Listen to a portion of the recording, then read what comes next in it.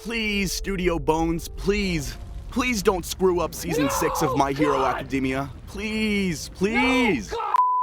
Finally, Season 6 is here.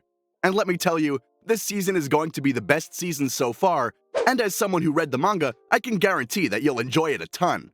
Unless some studio decides to be lazy again. As some of you know, Season 6 will concentrate on the Paranormal Liberation War arc, and I guess Horikoshi decided to condense a lot of plot development into it because we'll learn more about One For All and a season than all of the last 5 seasons combined. So here's what to expect from Season 6 of My Hero Academia. The heroes assemble to raid Dr. Garaki's hospital.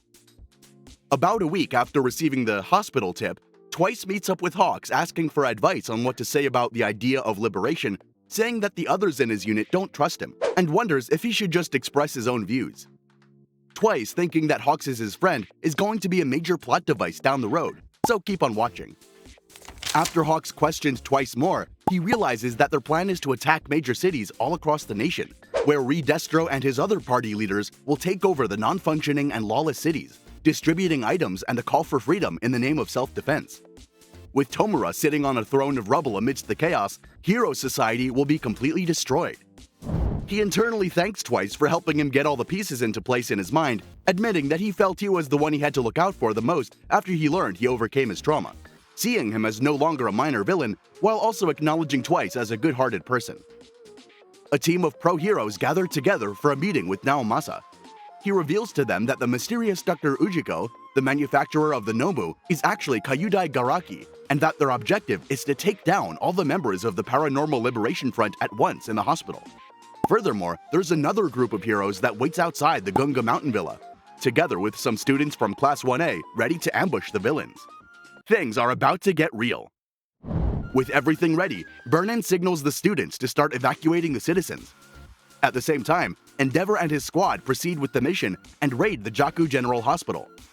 Both the hospital staff and patients are surprised at the presence of so many heroes there as Naomasa's undercover agent approaches Endeavor and asks him to follow. Meanwhile, Dr. Garaki is humming to himself while walking down the hospital hallway in a good mood. He's enjoying himself, thinking that everything is going according to plan and that Tomura will be all prepared in a month's time. However, suddenly he hears someone calling him from behind, turning around horrified to realize that it's Endeavor, rushing towards him alongside other heroes ready to arrest him. The attack of the Nomu. Kyudai desperately tries to flee from the heroes, but trips on Eraserhead's capturing weapon as he uses his erasure on him. Endeavor notices him growing older, realizing that he's not actually quirkless, and Naomasa theorizes that it's the secret behind All For One's longevity. He also notes that many of the related quirks they've seen, such as super regeneration, seem rare, and that perhaps those quirks were either replicated or created artificially to help All For One. As the heroes think they've won by capturing Garaki, several Nomu tear through the floor, with the one of them with drill arms tearing into Kyudai's arm. Kyudai starts melting, revealing himself to be a double clone created by Twice. I guess the heroes weren't prepared after all. So where's the real doctor? He's in his laboratory watching Tomura's process as he starts gathering as many supplies as he can. As Garaki tries to tell his Nomu Johnny to wrap him and Shigaraki out of there, Mirko kicks down the door, crashing into Johnny in the process and asking him if he's the real doctor. Let me tell you, fans went crazy over this scene. As Mirko tries to kick Garaki in the face, to see if he's real of course, she gets pushed out of the way by another smaller Nomu, named Mocha, who uses the double quirk to create a clone of Kyudai that Mirko kicks away. However, the distraction lasts long enough for Kyudai to activate the 5 remaining high ends, and Garaki orders them to destroy the heroes. One of them comes out and slams Mirko into a large tanker. Just then, Crust arrives to help Mirko. She survives the attack and says, "I'm just getting warmed up," as she prepares to fight them as well. Crust uses his shield quirk to try and pierce the high-end Nomu he's fighting, which is blocking the way from the other heroes arriving to assist Mirko. We also learn that the high-ends can possess the personalities of the person they're made from. As the doctor tries to rush Shigaraki's growth, we see Mirko looking for his hiding place. She manages to dodge the high-ends and immediately heads for Kyudai's location, but the high-ends intercept her. She uses an ultimate move called Luna Ring to blow away the Nomus, but one of them rips off her left arm using a black hole quirk. She manages to rip off one of the Nomu's heads, and as she uses her hair to stabilize her severed arm, she says that since this is their weak spot, she'll aim for that, and the Nomu will not be the end of her. Heroes versus Liberation. Back at the Gunga Mountain Villa, Skeptic panics that the heroes are about to attack, frantically searching for Twice and blaming him for spilling the information. With the backup team, the students anxiously await as the fighting begins. After some back and forth, Cementos uses his quirk to tear open the front of the mansion. Skeptic yells to warn the members currently in the assembly hall, as well as yelling for Violet and Black regiments to move to the front entrance, while Brown goes to back them up and Carmine goes to the assembly hall. After they enter the mansion, Edgeshot yells to let no one escape because they're well trained and ready to give their lives to their cause, and that letting one escape could lead to them terrorizing other places, which is why they must fight back. Midnight gives some good pep talk to our boy Kaminari, which helps him charge towards the villain that tries to attack them with his electricity quirk. However, to his shock, his electricity is absorbed by Denki, who yells that they need to mop up all the others so the ones left behind don't need to worry. The heroes continue their raid on the villa, sealing off every possible escape route and the communications to ensure their victory. This causes Redestro's stress level to go up. Outside, Cementos continues to use his quirk to split apart the villa, forcing many of the organization's followers to come out and fight. Denki continues emitting his electricity to hold off the other members, showing no signs of tiredness. The electric-scarred villain recognizes Denki's electrification quirk and tells the other electric-type villains to unleash millions of volts to override the former's powers. However, before they do so, Edgeshot zips past the villains using Thousand-Sheet Pierce to prevent them from breathing by placing tiny holes in their lungs. Alongside that, Midnight and Kamui Woods and Uzo and Kinoko from 1B use their quirks on the battlefield to slow down the enemy movements. In another room in the mansion, Hawks corners a confused Twice with his feathers, who expresses disbelief over why Hawks would betray the organization. After Hawks reveals his method and betrayal to Twice, like the shonen character he is, Twice starts thinking about the betrayal from those he trusted. And after Twice breaks down emotionally, Hawks tells him that after he pays for his crimes, he'll happily get him back on his feet because he thinks he's a good guy, which only makes Twice angrier and makes him unleash his ultimate move, Sad Man Parade. Meanwhile, Dabi heads straight towards their location with a sinister grin on his face, monologuing to himself that it isn't Twice's fault, rather, it's the scummy heroes who are to blame. Next comes one of the baddest moments yet to be seen. Tokoyami joins Fatgum and Sun Eater on their team as they prepare to seal a specific exit leading to the underground sanctuary for the PLF, which will close them off for good. After Sun Eater removes a wave of liberation guards, Tokoyami unleashes his ultimate move, Ragnarok, pushing Dark Shadow to its limit. Fumikage floods the tunnel with Dark Shadow's berserker state, and the Liberation soldiers inside flee. However, Redestro steps out of the crowd and pushes his stress levels to its maximum. He manages to block Dark Shadow with brute force, but his prosthetic legs give way to the sheer weight and power of the giant shadow.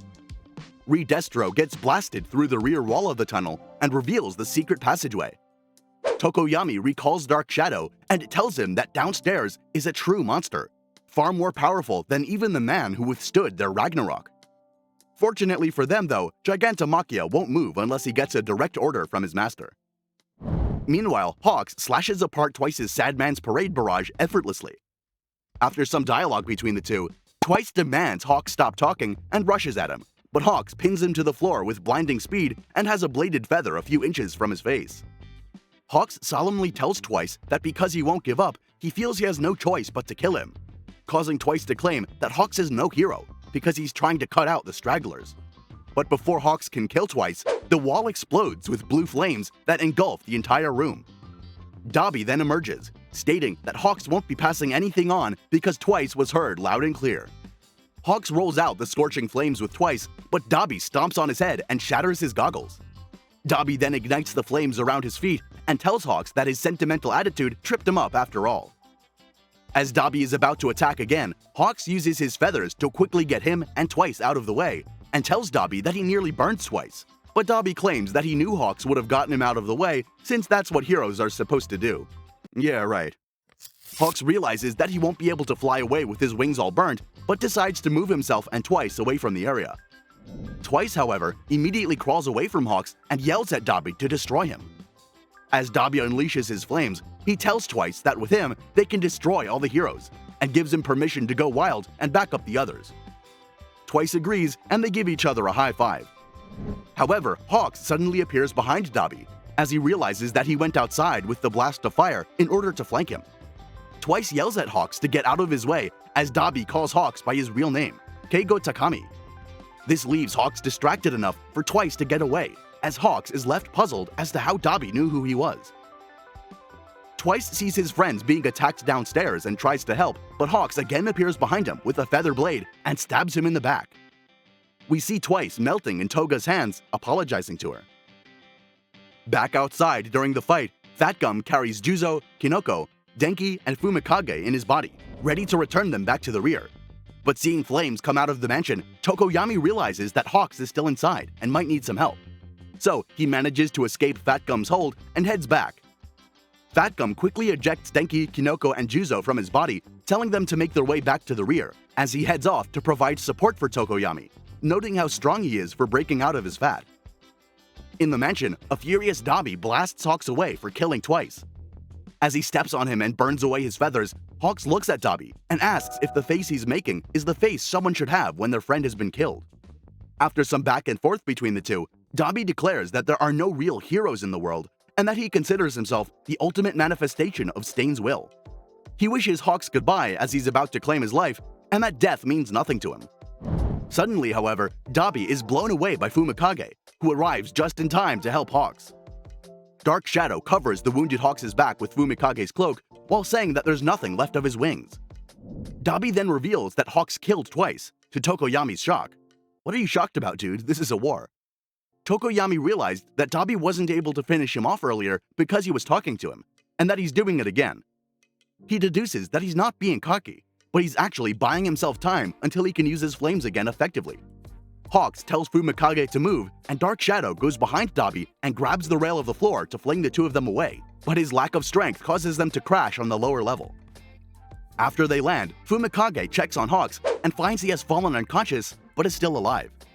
He activates his ultimate move, Black Fallen Angel, and prepares to fly away, but Dabi jumps down, emitting fire from his feet, and says to Fumikage he was just holding back when he used his fire earlier. Before he can attack though, a huge wall of ice is created by Getten, disrupting him and allowing Fumikage to escape with Hawks. As he flies, he yells to Hawks with tears in his eyes that he doesn't think he's dirty, that everyone believes in him, and that he did the right thing, so he can't die on him. As Fat Gum reaches the villa, he sees Mount Lady being blown away by Getten's ice wall, as the villain shows his face and yells that he won't let the heroes interfere with Redestro anymore, and they won't go down that easily. Dabi decides to turn his attention to something else. Back at the Jaku General Hospital, Mirko continues her assault on the Hyens, but starts to lose the upper hand. She realizes that the Nomus are wising up to her skills and decides to refocus her efforts on confronting Kyudai, who is in front of Tomura in a capsule. But before she can smash it open, a High-End stabs her through her right leg with its quirk, saying she was too late. But Mirko refuses to falter.